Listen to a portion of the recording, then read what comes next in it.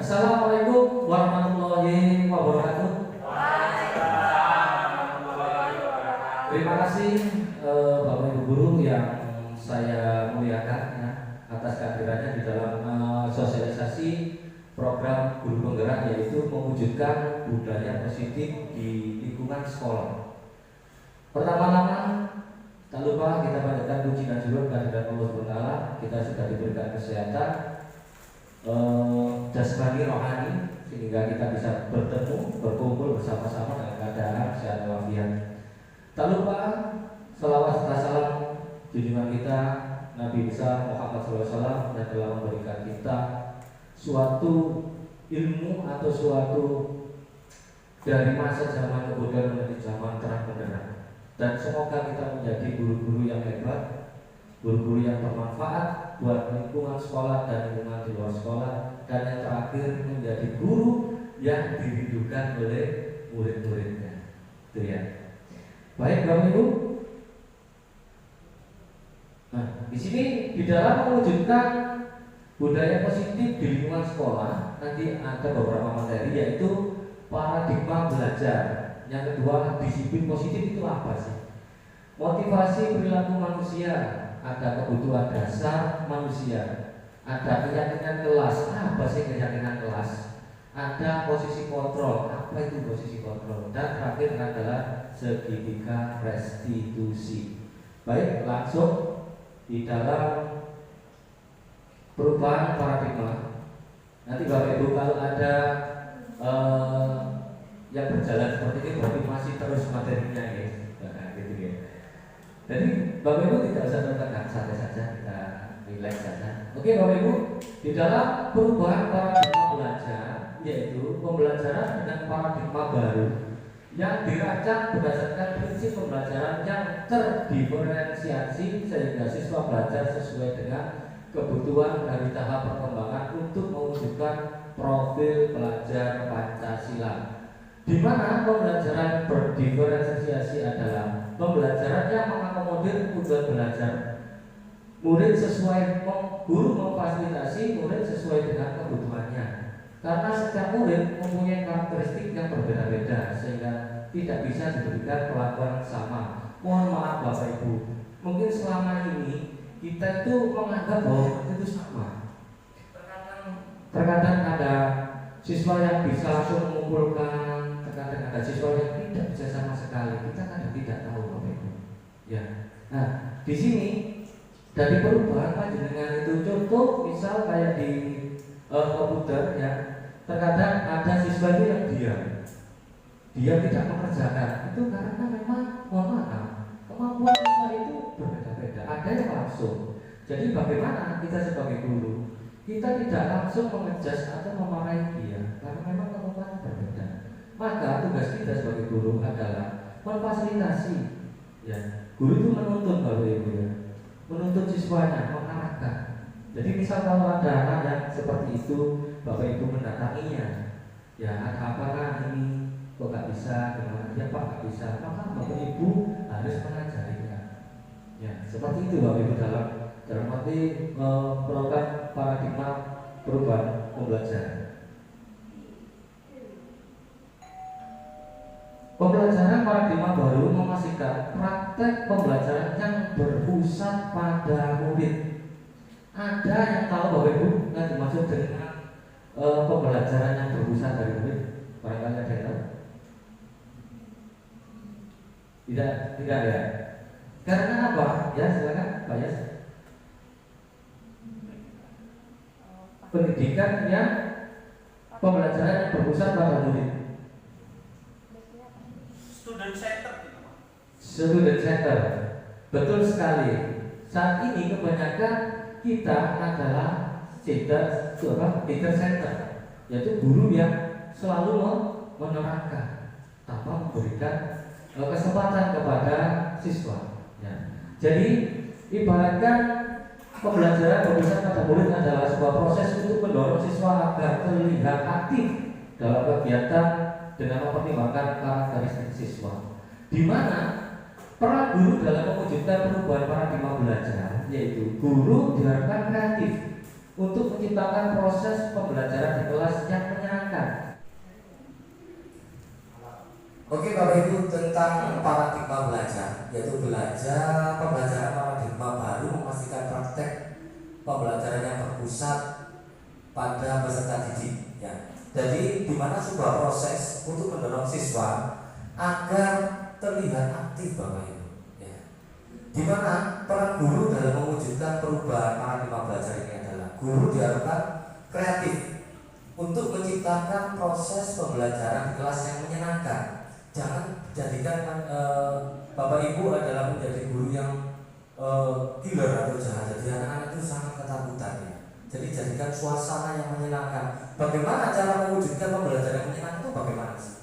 Contoh, kita mengarahkan anak-anak, coba kita pembelajaran tidak di kelas saja, coba ke perpus, ajak anak-anak untuk mencari suasana yang baru. Ya.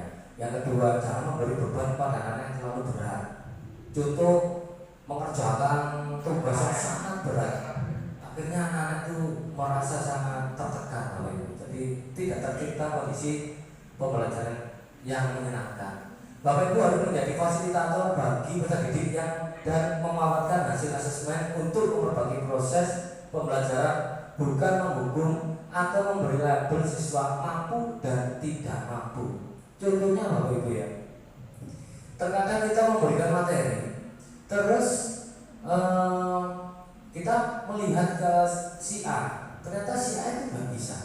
Jangan pernah sekali-kali Bapak Ibu mengatakan bahwa kamu itu kok nggak bisa, kamu gini nggak percaya.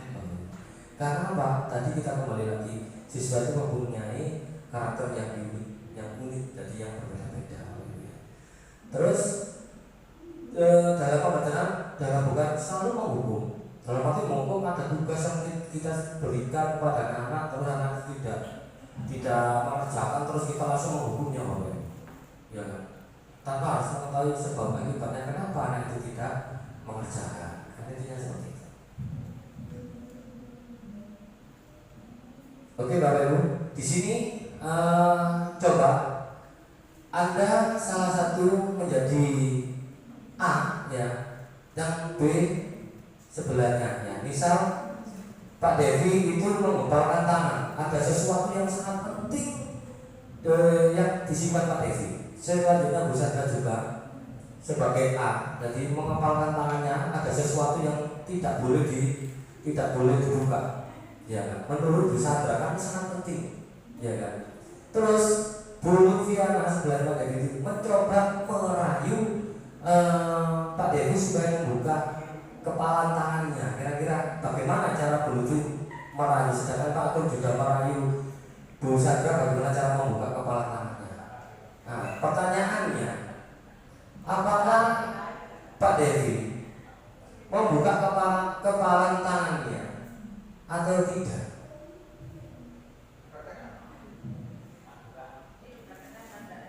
Bisa dipraktekkan. Dalam arti dipraktekkan seperti ini. Misal Bu Sandra ada sesuatu yang penting yang tidak boleh siapa tahu. Pak Agung ini tahu kenapa sih Bu Sandra sampai mengepalkan tangannya. Ya kan? Kira-kira yang B, apakah Anda atau B menutup kepala kekepalan Anda. Jadi kira-kira misal ada sesuatu yang penting Bu Sandra, saya tanya pada Bu Sandra, apakah tetap membuka atau menutup? Menutup. Alasannya kenapa menutup Bu Sandra? Karena privacy, karena tak ingin dilihat semua orang, ya kan? Sedangkan dalam kegiatan ini saya tanya, tadi Bu Sandra sudah mengepalkan tangan, Pak Agung sudah mencoba perlagi Bu Sandra supaya bisa membuka tangannya, tapi Bu Sandra tidak mau. Nah, jadi di dalam kegiatan ini sesungguhnya siapa yang memegang kendali atau mengontrol untuk membuka atau menutup kepala tangan? Siapa? Dirinya sendiri. Nah, ini yang dinamakan nanti menuju ke arah teori kontrol. Nah, di sini Bapak Ibu, di teori kontrol menurut William Glasser yaitu ada 4, di mana ilusi kontrol guru mengontrol murid. Pada dasarnya kita tidak dapat memaksa murid untuk berbuat sesuatu jika murid tersebut memilih atau untuk tidak melakukannya. Yang kedua, ilusi bahwa semua penguatan positif efektif dan bermanfaat. Artinya, penguatan positif atau bujukan, bentuk-bentuk kontrol. Segala usaha mempengaruhi murid agar memenuhi satu perilaku tertentu adalah sesuatu usaha untuk mengontrol murid tersebut. Contoh dari yang pertama, pada dasarnya kita memang tidak bisa mengontrol murid. Karena apa? Tadi sudah kembali lagi bahwa yang bisa mengontrol adalah diri kita sendiri. Yang kedua, untuk penguatan positif efektif dengan pembujukan positif. Terkadang anak-anak ketika tidak mengerjakan tugas kita bisa kita bujuk, ayo siapa yang tadi mengerjakan dapat poin PD. Nah, itu suatu bujukan. Tapi kan nanti kita akan bahas soal ini. Terus yang ketiga, ilusi bahwa kritik dan membuat orang merasa bersalah dapat menguatkan karakter, di mana menggunakan kritik dan merasa bersalah untuk mengontrol murid menuju pada identitas yang gagal. Jadi, misal Bapak Ibu ada anak yang tidak mengerjakan PR, di depan orang banyak mengatakan, ada orang anaknya tidak mengerjakan PR itu adalah orang-orang yang malas, nah seperti itu mengkritik. Cuma termasuk menuju ke dalam identitas gagal Bapak Ibu yang di sini. Ilusi yang keempat bahwa orang dewasa memiliki hak untuk memaksa, dalam arti di sini adalah orang dewasa dalam panjenengan adalah Bapak Ibu. Banyak orang dewasa yang percaya bahwa mereka memiliki tanggung jawab untuk membuat murid-murid berbuat sesuatu. Apapun yang dilakukan dapat diterima selama ada sebuah kemajuan berdasarkan sebuah pengukuran kerja. Di mana kita terkadang di rumah itu kadang sebagai orang dewasa kita kadang memaksa anak, ayo nak mandi, tidak waktunya mandi, atau di sini ayo jangan duduk di situ, nanti waktunya ini sudah habis terlambat, segera masuk. Nah, itu ibaratnya ilusi bahwa orang dewasa memiliki hak untuk memaksa.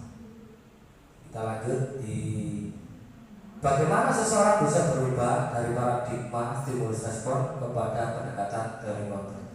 Bahwa kita ingin membuat kemajuan, tapi dengan peranan Bapak Ibu dalam mengubah anak-anak itu tidak langsung Bapak Ibu.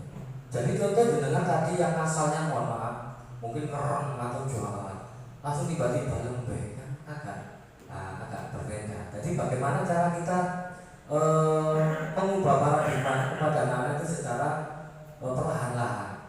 Dari 40 siswa yang bisa berubah misal 5 orang, tidak apa-apa. Kita akan mengubahnya perlahan-lahan. Stimulus respon dan teori kontrol bahwa realitas kita sama, sedangkan teori kontrolnya realitas kebutuhan kita berbeda-beda. Bahwa saya dengan Bu Sandra itu kebutuhannya berbeda-beda. Saya Bu Farid dengan Bu Farida dengan Pak Agung itu berbeda-beda kebutuhannya. Semua orang melihat yang sama, kadang kita tuh melihat anak itu sama Bapak Ibu. Oh anak ini gini, padahal anak itu mempunyai gambaran yang berbeda. Kadang dilihat sama, cuma kemauannya berbeda. Ada yang ingin jadi dokter, ada yang ingin jadi polisi, ada yang ingin jadi perawat, itu berbeda-beda Bapak Ibu. Ya, kita coba mengubah orang agar pandangan kita sama. Jadi seolah-olah guru itu seperti ini. Pokoknya yang ingin saya katakan kamu harus manut dengan saya. Itu. Padahal kita berusaha memahami pandangan orang lain tentang dunia. Dalam arti dunia itu sangat luas. Bukan hanya pokoknya kan kudu jadi dokter misalnya. Padahal anak itu luas, kepingin jadi polisi, kepingin jadi guru atau dan yang lain-lain ya. Perilaku buruk dilihat sebagai sesuatu kesalahan, sedangkan terkontrolnya semua perilaku memiliki tujuan. Kita next. Kesimpulan teori kontrolnya adalah menyatakan bahwa semua perilaku memiliki tujuan, bahkan terhadap perilaku yang tidak disukai. Semua penguatan positif, efektif dan bermanfaat, kritik dan membuat orang bersalah dapat menguatkan karakter.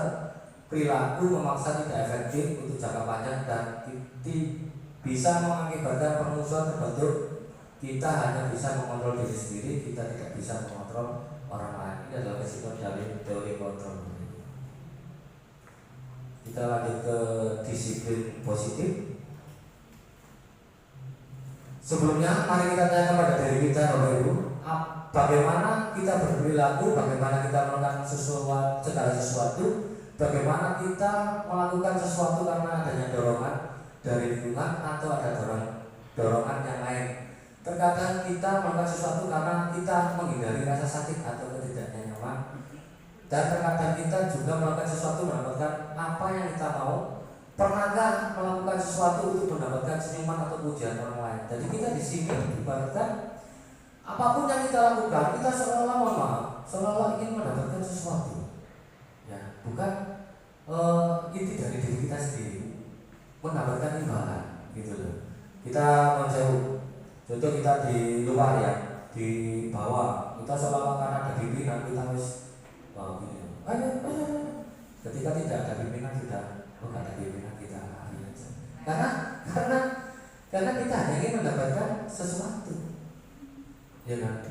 Besok tolong ini dikerjakan, karena berpikir nanti dapat tadi ya mau dikerjakan. Ternyata besok tidak ada hadiahnya, ternyata membuat kecewa dalam diri. Kalau ini sangat misal seperti itu, ya.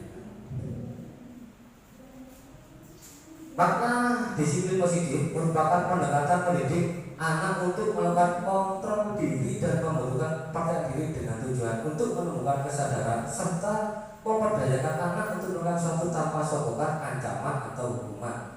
Di mana disiplin yang dimaksud adalah disiplin diri yang memotivasi internal. Jika kita tidak memiliki motivasi eksternal, maka kita memerlukan pihak lain untuk mendisiplinkan kita untuk memotivasi eksternal, karena berasal dari luar bukan dari dalam diri kita sendiri. Dalam arti begini Bapak Ibu ya, untuk menerapkan disiplin positif dalam pendekatan mendidik anak, kita jangan sering-sering menurut saya ya, dengan hukuman, dengan memarahi mereka, dengan memberikan suatu imbalan berupa PB, ya, jangan Bapak Ibu. Maka kan tidak akan tercipta disiplin positif. Karena yang pertama, anak-anak itu akan takut Bapak Ibu. Kalau kita dikit-dikit ada sini kamu, gini, kamu selalu gini, besok kamu kalau dia akan merasa sangat takut Bapak Ibu.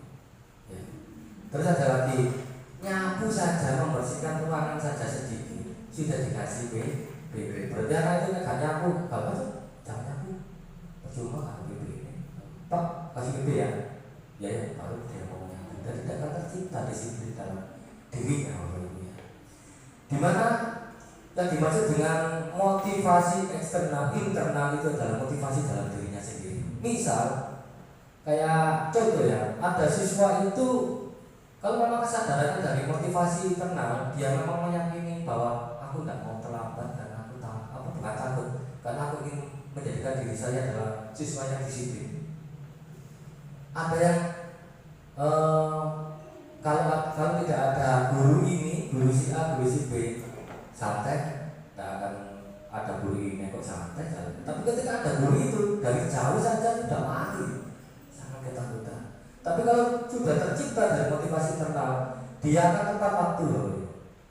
Bila mana anak itu memang tidak pernah bisa tepat waktu, maka kita harus menjadi memberikan motivasi eksternal, yaitu dukungan. Ayo nak, jangan terlambat, nanti gini.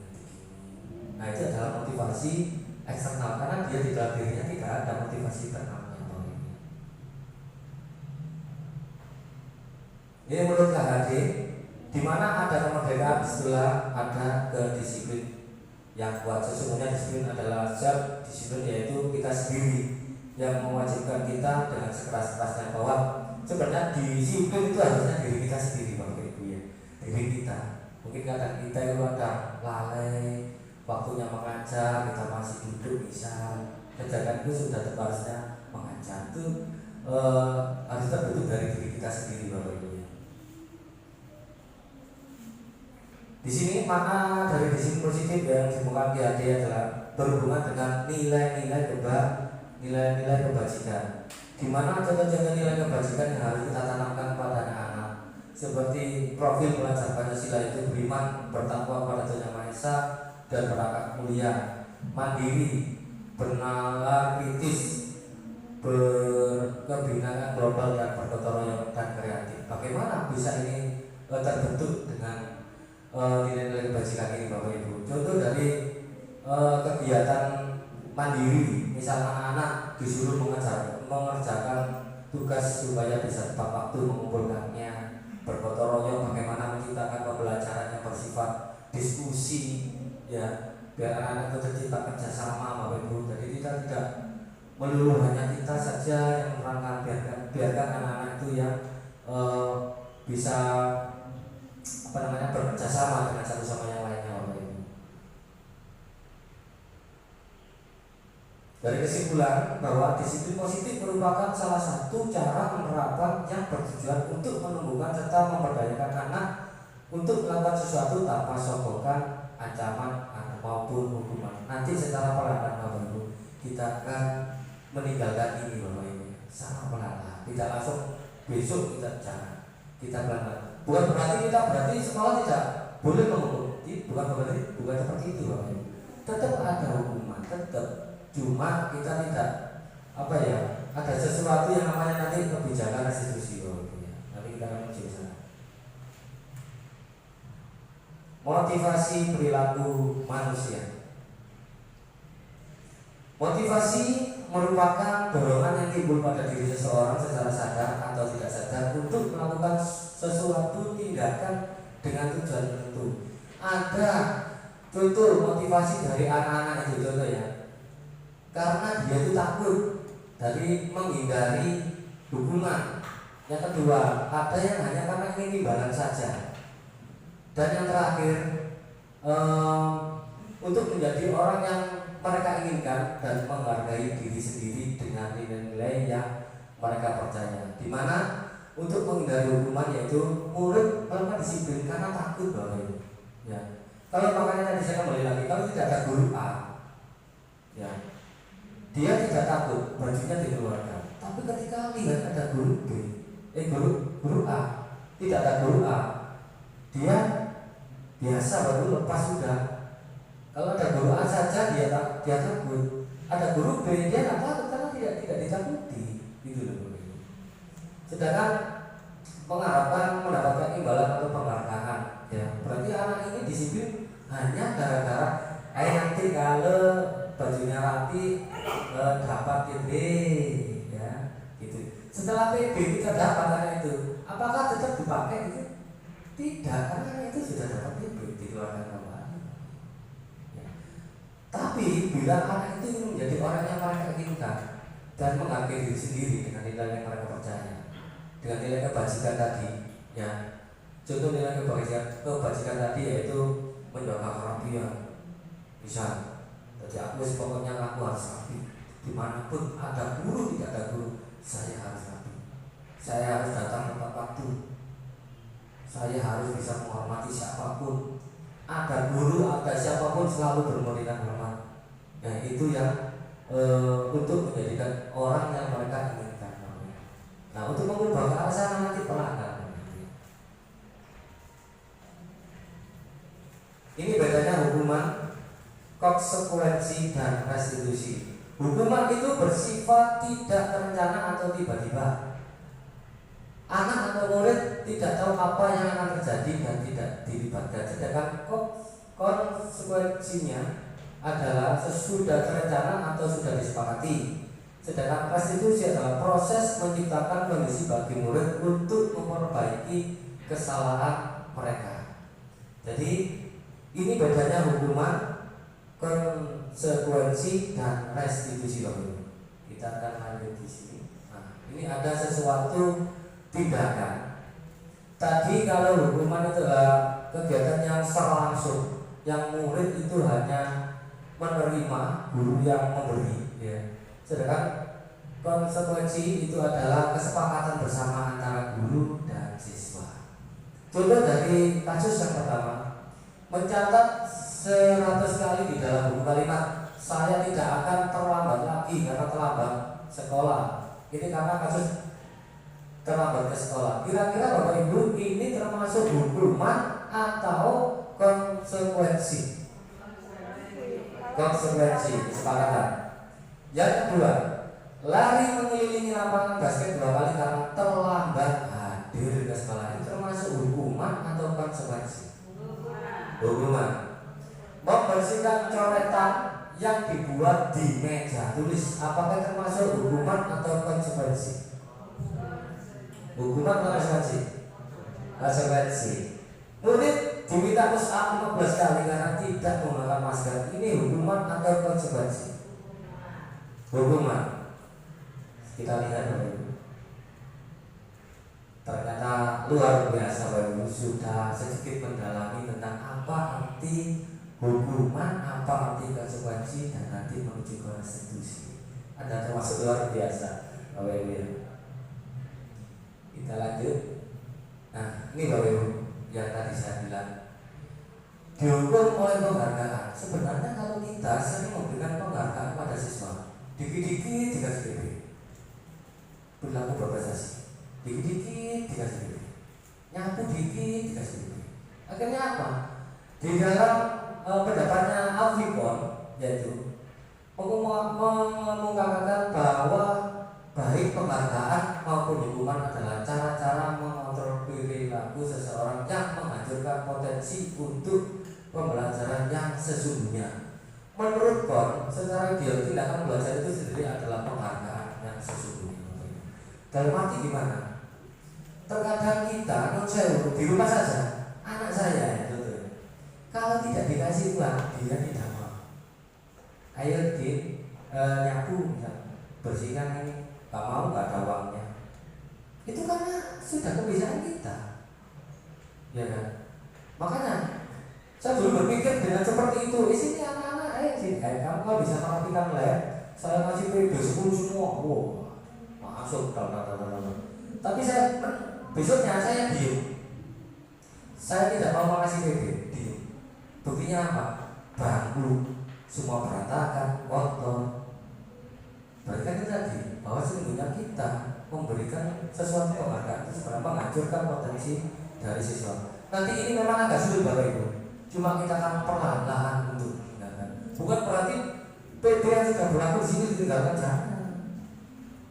PP tetap ada, ya. Cuma pengarah ke sana. Seandainya disiplin positif nanti terbentuk, maka insya Allah tidak ada TP-TP, tidak ada. Maka dengan supaya budaya positif terbentuk, maka dengan juga harus ikut berperan untuk mewujudkannya. Ini konsep disiplin dengan identitas yang ada, dengan hukuman. Apakah Bapak Ibu tidak pernah memikirkan anak ketika anak itu dengan marahi? Bagaimana psikisnya? Bagaimana ketika ibu membentak-bentak anak-anak? Bagaimana rasa anak di dalam dirinya? Ya. Anak itu diam itu bukan karena senang Bapak Ibu, tapi sangat takut dalam dirinya. Ya. Ketika ada Bapak Ibu, ini cerita nyata asli.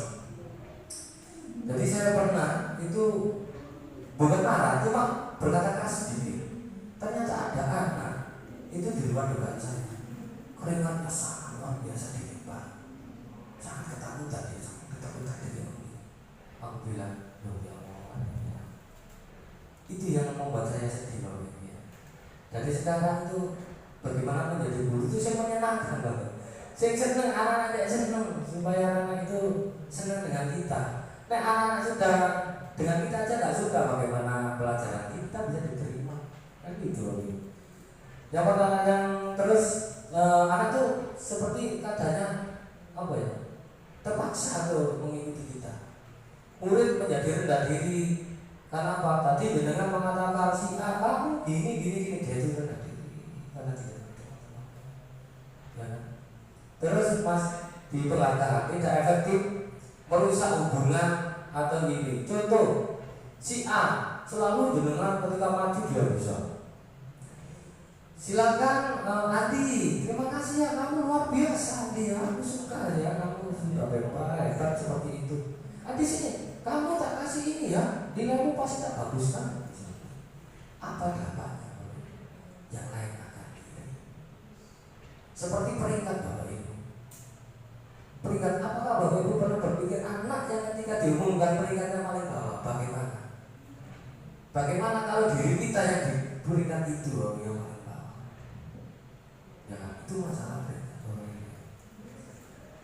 Mengukur dengan sistem ranking. Oh, apakah anak yang ranking itu paling bawah itu nanti anaknya tidak bisa? Bukan begitu. Apakah nilai yang bagus itu menentukan nanti karirnya luar biasa? Tidak bisa menjadi. Kadang ada anak itu yang nilainya tidak bisa, waktu sekolah tidak bisa apa-apa, nilainya jelek, tapi anak itu sukses, ya kan? Merampas hak menghargai dirinya, ya. Ini konsekuensi penguatan jangka pendek. Jadi itu tadi untuk konsekuensi ya. Saya pernah membuat kesepakatan kelas pada anak. Tolong anak-anak ya, kesepakatannya apa? Membersihkan apa? Menjaga kebersihan lab dan merapikan, itu saya kesepakatannya. Apa? Ketika baru pertama bilang itu 1 hari, oke memang merapikan.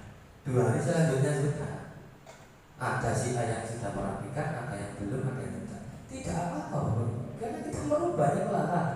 Oh, anak ini belum bisa merubah, tidak rubah berat. Oh, anak ini sudah bisa. Nah, gitu. Perlu monitoring berkelanjutan.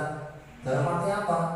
Terkadang anak sudah melakukan kesepakatan. Nah, kita kan monitoring tadi, dilihat. Oh, anak ini masih belum bisa, anak ini sudah bisa. Nah, itu memang perlu monitoring.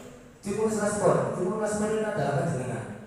Dalam arti pemerintah, anak-anak itu kan kursinya berantakan, bisa tolong untuk dirapikan anak-anak. Ya, terima kasih anak-anaknya. Itu suruh kepada kita. Murid menghormati peraturan karena sudah kesepakatan kita. Ayo, yang kemarin kan sudah kesepakatannya untuk merapikan, gitu. Nah, itu akan menghormati peraturan. Sedangkan restitusi, murid bertanggung jawab untuk perilakunya. Yang kedua, fokus pada pemecahan masalah jangka panjang. Jadi anak ini kalau sudah mengenal dengan identitas institusi, dia akan sangat bertanggung jawab pada dirinya. Ya. Murid bersemangat memperbaiki kesalahannya. Murid menghormati dirinya dan orang lain. Nah, ini nanti kita akan menuju ke restitusi Bapak Ibu. Nah, ini ada kasus Bapak Ibu. Siswa yang sering tidak mengerjakan PR. Kira-kira salah satu contoh bisa terang, misalnya kalau ada anak siswa tidak mengerjakan PR, apa yang bisa dilakukan? Apa bisa masuk di hukuman, masuk di konsekuensi atau restitusi? Apa bisa kan? Biasanya kalau jenengan sekarang ini, sebelum kita melakukan sosialisasi, kira-kira kalau jenengan itu mengarahnya kemana? Ada anak yang tidak pernah mengerjakan PR, konsekuensi, belum sih.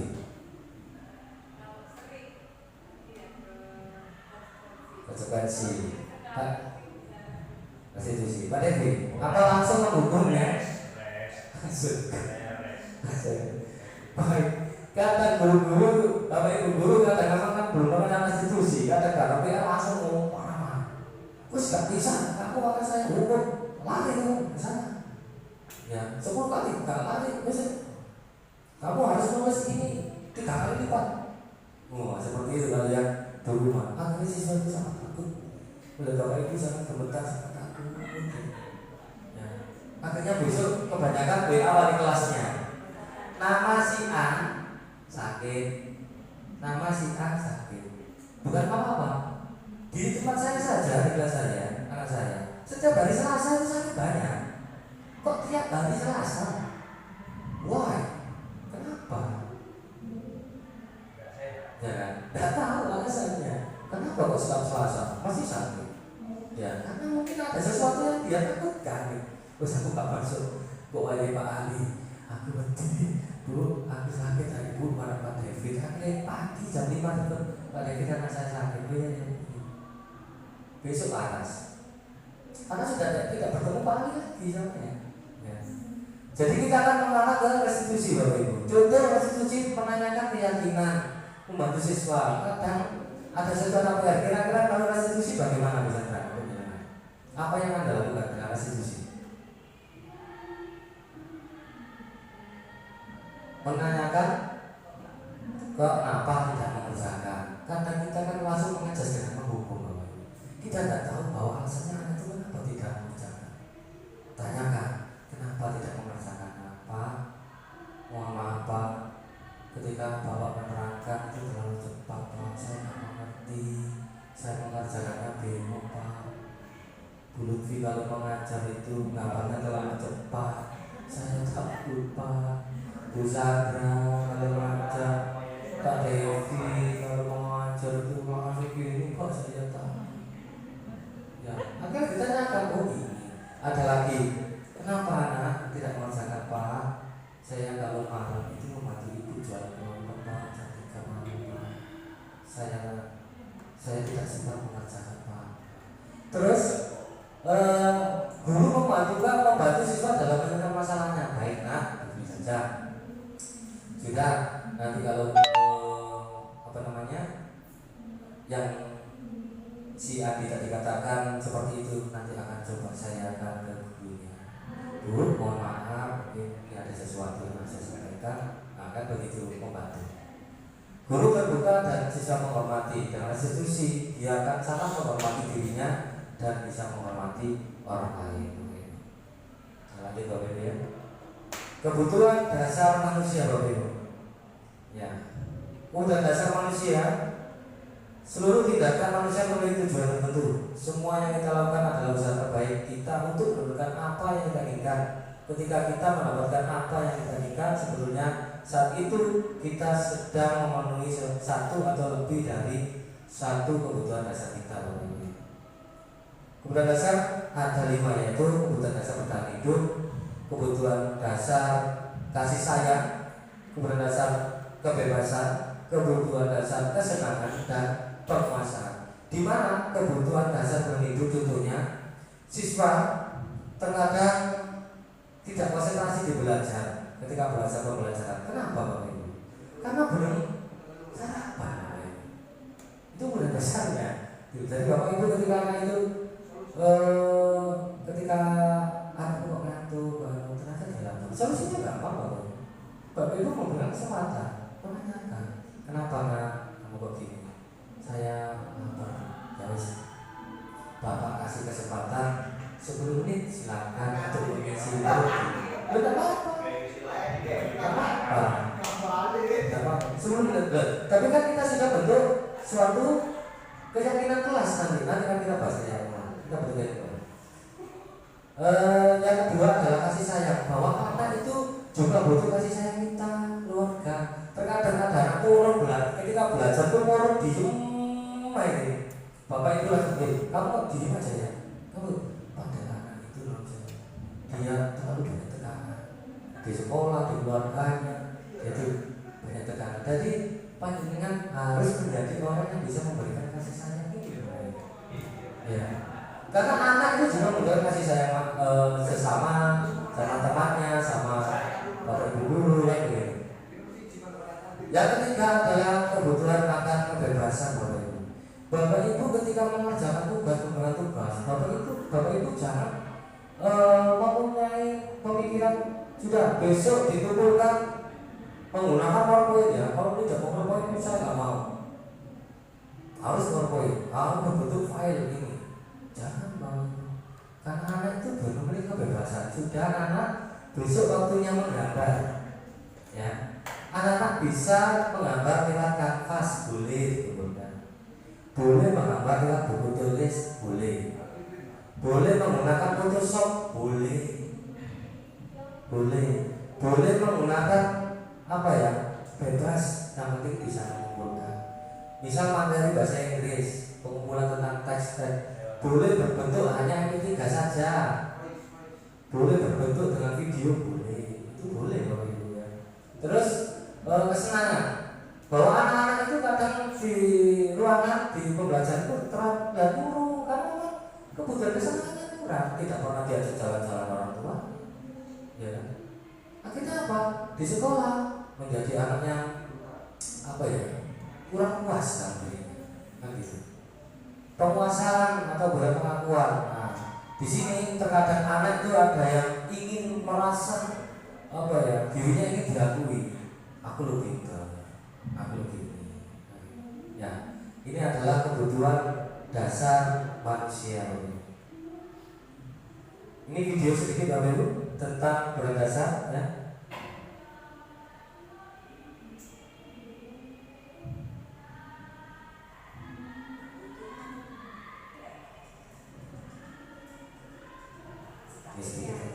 Jika kebutuhan dasar tidak terpenuhi dengan baik, maka seseorang akan mengalami emosi negatif seperti bosan, sedih, dan kecewa. Bahkan mereka dapat melakukan perbuatan yang bertentangan dengan nilai-nilai kebajikan atau melanggar peraturan. Dengan kata lain, perilaku buruk seseorang biasanya adalah respons dari kebutuhan yang tidak terpenuhi.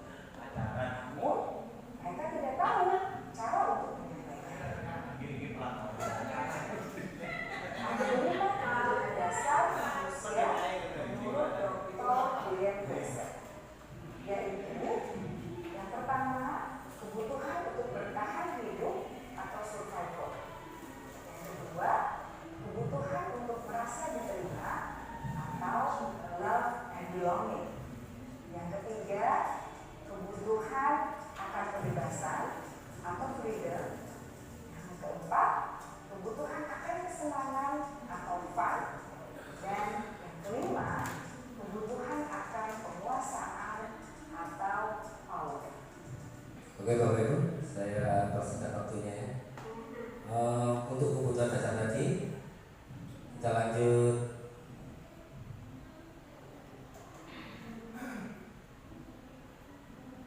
Nah, ini Bapak Ibu ya, tentang keyakinan kelas Bapak Ibu. Nah, ini Bapak Ibu. Apa itu keyakinan kelas? Kalau dulu itu namanya kesepakatan kelas Bapak Ibu ya. Tapi ini kita ganti keyakinan kelas. Keyakinan adalah nilai-nilai kebajikan universal yang disepakati secara tersirat dan tersurat lepas dari latar belakang suku, negara, bahasa, maupun agama. Keyakinan ini memotivasi seseorang dari dalam bukan karena hukuman atau penghargaan. Contoh nilai-nilai kebajikan universal ada keadilan, kehormatan, peduli, integritas, kejujuran, pelayanan, keamanan, kesabaran, tanggung jawab, mandiri, berprinsip, keselamatan, dan kesehatan. Nah, jadi di sini ada tahapannya Bapak Ibu. Yang pertama adalah menciptakan suatu keyakinan kelas, yaitu menyusun daftar kebajikan bersama-sama. Nanti ada tujuannya sebentar lagi. Tentukan nilai-nilai yang menjadi perhatian utama. Sempurnakan daftar nilai kebajikan. Buat poster atau media di media sosial kalian. Nah, ini Bapak Ibu, aksi nyata keyakinan kelas. Jadi kita memberikan kesempatan pada anak apa yang diinginkan di dalam pembelajarannya, sehingga tercipta keyakinan kelas. Ya, contoh dari pembelajaran kelompok kan ada Bapak Ibu yang ingin dipilih sendiri, ada yang ingin dipilihkan gurunya. Terus bagaimana anak dalam menciptakan kondisi di kelas ketika pembelajaran? Ya Pak, nggak boleh tidur. Itu kesepakatannya, keyakinannya. Nggak boleh ini Pak rame. Nah, itu kesepakatan atau keyakinan yang sudah dibuat oleh anak sendiri. Kita masuk ke posisi kontrol guru Bapak Ibu. Kira-kira Bapak Ibu nanti posisinya itu ada di mana? Di sini ada 5 posisi kontrol guru, yaitu penghukum, Yang kedua, pembuat merasa bersalah, teman, pemantau atau manajer. Kira-kira saya ingin menanyakan pada Pak Devi. Pak Devi sekarang posisinya pemantau jadi kontrol, posisinya di mana? Keseluruhan. Kalian berarti semuanya. Juga pembuat juga, pembuat merasa bersalah juga, itu juga teman, pemantau gitu ya. Busana juga, semuanya. Teman saja. Teman sama manajer. Pak Ageng, semuanya. Bu Nursofi, teman, pemantau, manajer. Dari beberapa bapak ibu ini nanti sudah memberikan opini yang berbeda-beda Bapak Ibu. Kita akan lihat salah satu contohnya nanti ya.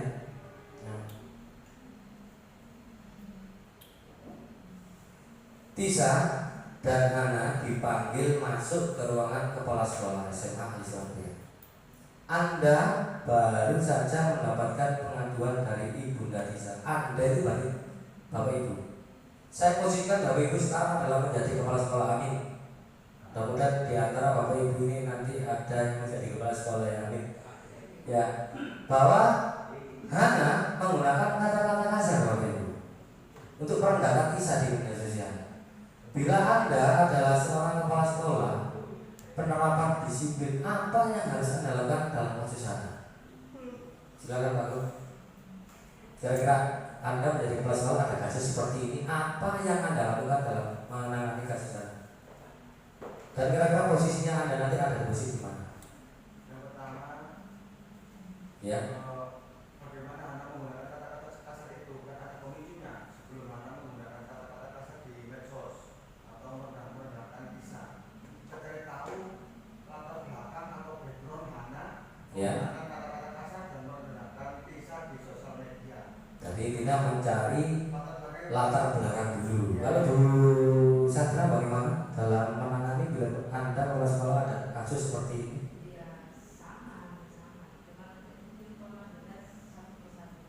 Satu persatu, oke. Nah, kalau satu persatu Anda ini termasuk di dalam manajer. Ya. Kalau misal ini yang anak sama ini langsung dihukum, sudah kamu besok tidak boleh, saya suruh dua-duanya karena berbuat salah, kamu harus ke apa? Hormat di bendera 10 menit, misal dua-duanya sudah, itu termasuk penghukum Pak. Kalau misal posisi kita tadi di posisi sini, di posisi pembuat merasa bersalah itu gini, kamu loh kenapa sih kok selalu seperti ini? Gak bisa dah kamu berubah. Itu yang membuat bersalah. Kalau teman, karena apa sih kamu kok gitu? Kamu gak bikin malu bapak kan seperti itu. Itu sebagai teman. Kalau pemantau itu melihat Hana tadi bagaimana? Apakah tetap masih melakukan kesalahan? Ya, pemantau itu melakukan kesalahan enggak ya? Tidak. Kalau manajer itu misal ada masalah oleh antara Hana dengan ini, jangan sekali-kali misalnya di sekolah kita ada salah satu siswa bermasalah, jangan langsung mengajar ke semuanya loh. Jangan langsung menghukum anak itu di depan anak atau mengatakan gini kepada anak atau apa di umum, jangan. Panggil. Seperti bisa kenapa kamu seperti ini? Kenapa kamu seperti ini? Nah, itu posisi di manajer.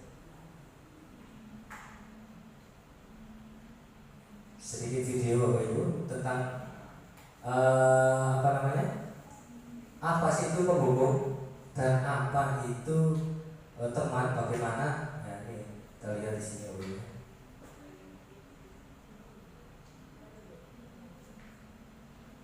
Saya masukkan di sini saja Bapak Ibu ya. Sebentar. Di video dari sini. Ini. Kita langsung di sini saja.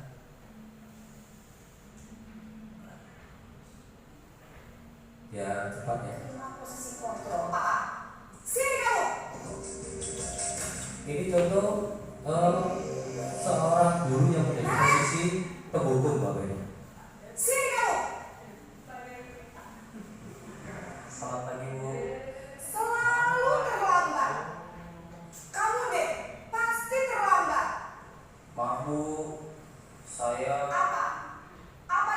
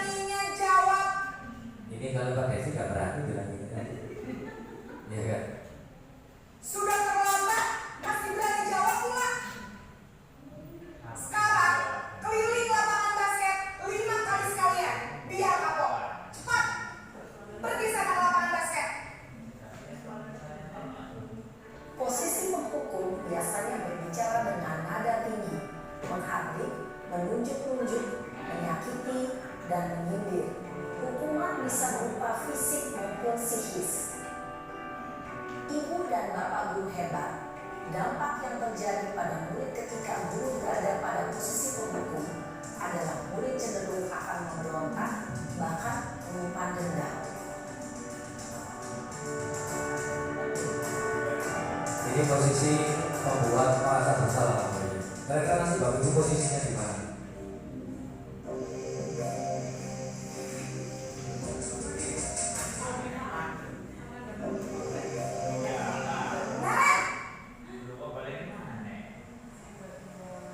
Berbeda teksnya. Selamat pagi Bu. Naren, kamu kenapa terlambat lagi, nak? Ya Tuhan, Naren, kamu senang ya bikin ibu susah ya? Ibu Kalau Farida kamu pasti. terlambat lagi, nanti ibu yang ditegur bapak kepala sekolah, nak. Disangka ibu tidak bisa membina kamu. Duh, gimana ini? Maaf Bu. Duh, Gusti Naren, kamu suka ya kalau ibu tegur bapak kepala sekolah? Terus, sekarang ibu harus tulis apa ini di buku absen? Ini kamu sudah sering terlambat loh. Ibu harus apa coba? Maaf Bu. Maaf sekali. Ya sudah, lain kali jangan bikin ibu susah lagi ya nak ya. Ibu tidak akan kuat lagi kalau kamu begini terus. Bisa jantungan kalau ibu tegur bapak kepala sekolah. Sana cepat ke kelas. Maaf ya Bu. Maaf. Jadi ini tidak dihukum. Ya, tidak disuruh lagi kayak tadi. Posisi pembuat rasa bersalah berbicara dengan nada tenang, cenderung lembut, namun kata-kata yang diutarakan membuat murid merasa menjadi orang yang gagal, memandang buruk dirinya sendiri, merasa tidak berharga, dan tidak sanggup membahagiakan orang lain. Ketika guru mengambil posisi pembuat rasa bersalah, murid akan menganggap dirinya yang bersalah dan ia akan menyimpan emosi negatif tersebut di dalam dirinya.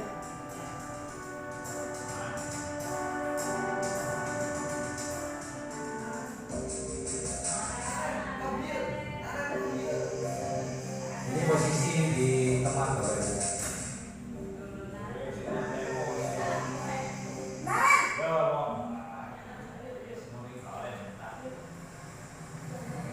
Selamat pagi Bu. Wah, sudah jam berapa ini Iya. nak? Kebanyakan kita. Iya saya. Ini lebih dekat dengan siswa. Habis ibu saya lupa bangunkan saya Bu. Kamu malah menyalahkan ibu kamu. Kamu bukannya anak yang larinya paling kencang. Ya, ini contoh lah. Perkepan ya Bapak Ibu. Ini contoh posisi teman. Ya, suara guru akan ramah karena lebih dekat. Dampaknya murid tergantung pada satu orang. Ini kalau enggak maunya sama guru ini saja, karena temannya rasanya teman. Ya. Iya betul. Sekarang sudah jam 7.20. Naren sudah tahu konsekuensinya jika Ini kalau posisi pemantau Bapak Ibu. Jadi posisi seperti ini memantau Naren tadi apakah sering terlambat atau tidak. Nah, ini memantau. Kalau yang terakhir Bapak Ibu itu posisi di manajerial. Nah ini. Iya Bu, saya meyakininya. pas sekolah masuknya jam 7, sekarang sudah jam 7.20. Ini yang Jadi manajer. sekarang bagaimana ini Naren? Maaf Bu, saya lupa setel alarm saya semalam. Baiklah, menurut kamu keyakinan sekolah yang mana yang perlu kamu tingkatkan? Menghargai diri sendiri dan orang lain mungkin ya Bu. Setuju. Jadi, apakah Naren meyakini prinsip saling menghormati tersebut? Iya Bu, saya meyakininya. Apakah Naren bersedia memperbaiki masalah keterlambatan ini? Bersedia Bu. Bagaimana kamu akan perbaiki masalah keterlambatan ini? Saya akan coba untuk tidak lupa menyetel alarm saya Bu. Jadi posisi manajerial ini kira-kira menurut Bapak Ibu bagaimana? Memberikan solusi di masalah. Ya, semoga nanti Bapak Ibu semua akan bisa mengarah ke manajerial gitu ya Bu ya. Kita lanjut kelas sedikit Bapak Ibu ya. Sedikit. Empat lagi. Kita sudah di bab yang terakhir di materi juga restitusi Bapak Ibu, ya, dimana restitusi adalah proses menciptakan kondisi bagi murid untuk memperbaiki kesalahan mereka sehingga mereka bisa kembali kepada kelompok mereka dengan karakter yang lebih baik. Kita semua kan nanti akan mengarah ke sini Bapak Ibu ya. Nah, ini ada 3 langkah, yaitu untuk menerapkan 9 restitusi adalah yang pertama menstabilkan identitas Bapak Ibu. Yang kedua validasi tindakan yang salah. Yang ketiga adalah menanyakan keyakinan. Nah ini Bapak Ibu, ini sudah masuk ke dalam kasus bagaimana kasus 1 menangani siswa yang suka menyontek. Ya ini bisa nyata Bapak Ibu. Nah itu ada 1 anak yang mencontek ya. Nah itu ada 1 anak mencontek, yang lainnya tidak. Nah, ini. Jadi kita tidak langsung menegur Bapak Ibu. Ya tidak perlu menegur.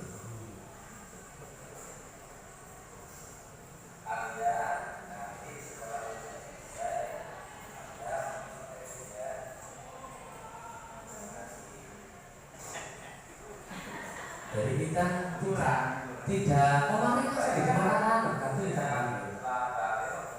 Silakan untuk melapor dan melakukan pemeriksaan. Sebentar lalu ya. Jadi anak sukses semuanya. Ya. Salam dulu.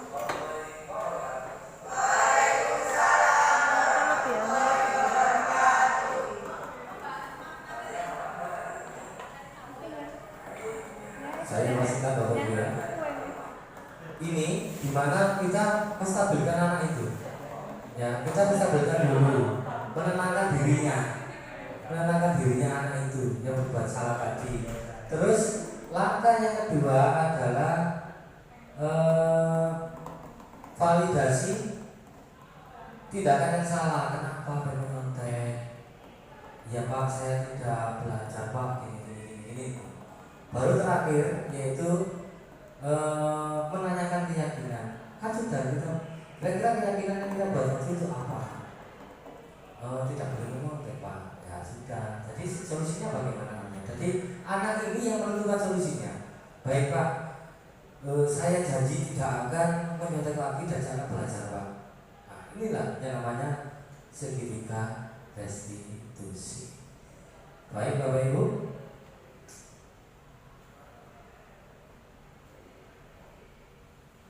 Ya, oke.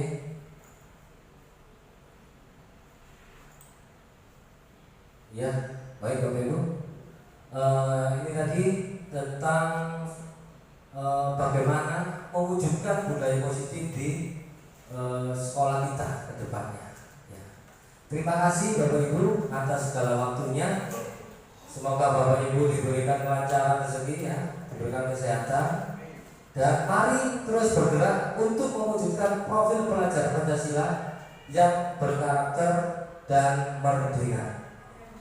Guru hebat, guru penggerak. Sekali lagi, guru hebat, guru penggerak. Semoga Bapak Ibu nanti akan juga bergabung bersama